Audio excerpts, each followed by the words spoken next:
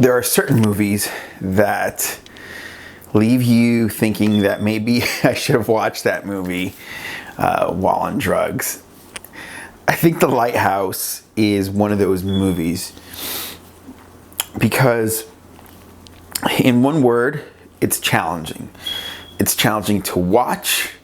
It's challenging to listen to, and the actor, because, well, there's spoilers, as I've told you about, so please don't watch it further than this if you don't want any spoilers. This is to discuss and review the movie in as short a time as possible. I was warned not to watch this movie by a friend of mine. I got a text saying, hey, listen, do not watch this movie. And the ratings were really good, though. They were like exceptional ratings. So I'm gonna do my best to give the movie credit where credit is due, and then give my final findings. Okay, so where do we begin? Well, it starts off pretty much where it ends. This is at a lighthouse. A lighthouse is typically considered a very good thing, because it's a place where boats look to go towards in a moment of crisis, or to get out of a storm, or to find refuge, whatever, just to dock their boats. We'll leave it at that. So a lighthouse is a good thing. This movie leads me to believe that the lighthouse is the problem because of the way it ends, and I'll get into that more. One of the first omens that we see is that the older man tells the guy, I think the guy that played Edward in Twilight, I think he's the actor, the younger guy. And I think the guy that played the older man is one of the villains in Spider-Man. Green Lantern, potentially. Don't quote me on that. Just thinking, or Green Goblin. That's who I think the older man is. I haven't looked this up. I haven't verified this. I literally saw the movie a little while ago.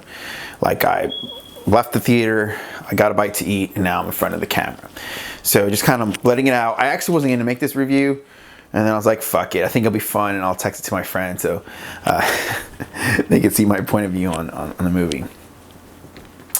So, the older man warns him, don't kill any seagulls, because seagulls are, it's bad luck, and it isn't taken. And the guy, I don't know their fucking names, dude. Like, it is a very challenging movie to watch. Maybe they said their names. I looked at my phone a few times, to be honest with you. I walked out of the theater for 5 minutes. Thought about going to Kanye West's new IMAX movie, to be quite blunt. That's where I was at with this movie. And I didn't actually.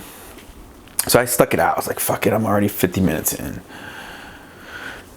And it had some level of interest, The dialogue was funny, One of the funnier parts was the way the older man would go off on a rant on, and belittle the younger guy, and belittle him and put him in his place, and that was kind of humorous. That was actually really funny, and that was kind of there was 2 to 3 really funny moments because of that. And slowly but surely we see that the younger lighthouse keeper is losing his mind, or being lured by nightmares or mermaids or some shit. And personally, if I could have done it again, I probably would sit in the center of the theater, because it doesn't even take up the whole screen. It's kind of like, a shorter block of the strip on the screen. So if I could do it again, I probably wouldn't watch it way back in the back theater to hear more, because these guys are speaking in a sailor dialect. Okay, like straight up, imagine ye me timber and ye, or whatever the fuck, whatever sailors say, Davy Jones and shit like that, but thick dialect that is just, the fuck are they saying, And so it's challenging to watch because of the dialect and the lack of context. We I think the viewer is left to feel almost like almost like neurotic, almost insane, like the person that we're viewing. I think that's the whole goal here. I think that's what the filmmaker wanted to make us feel, like delusioned and like watching a dream, not able to hear clearly. Like that's the only thing I could think of, because it's so weird, right?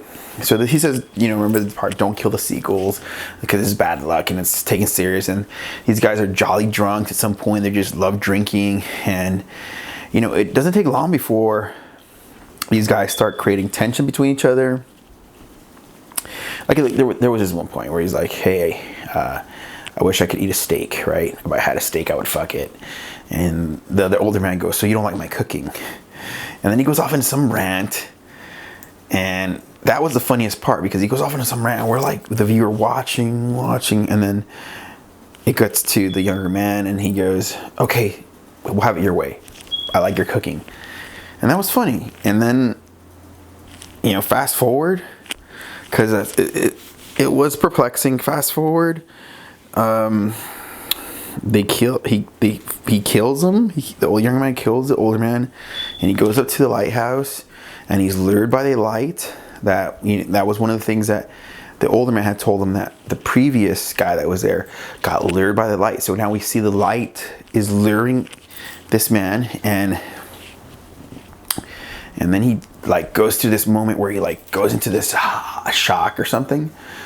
Like it's almost like the moment. It's probably one of the most interesting moments to watch. It was like the artistic climax, almost like this weird fucking orgasm of a fucking sound and visual rawness and like electricity going through his body. I don't know, who the fuck knows. And he dies, and then it ends with him being eaten by seagulls. If my review sounds kind of fucked up, it's not my review. That's pretty much what I think most people walk away from that movie. Like, is there symbolism? What does the light symbolize? Because the light is attracting him, and that kills him. And the seagulls were said to be the souls of past sailors, so the seagulls end up eating him at the end. It's like, these are things these are things that we have to unpackage as a viewer. They're not there for us to readily just sort of say that's definitely what it meant. So symbolism, I think, is part of this movie.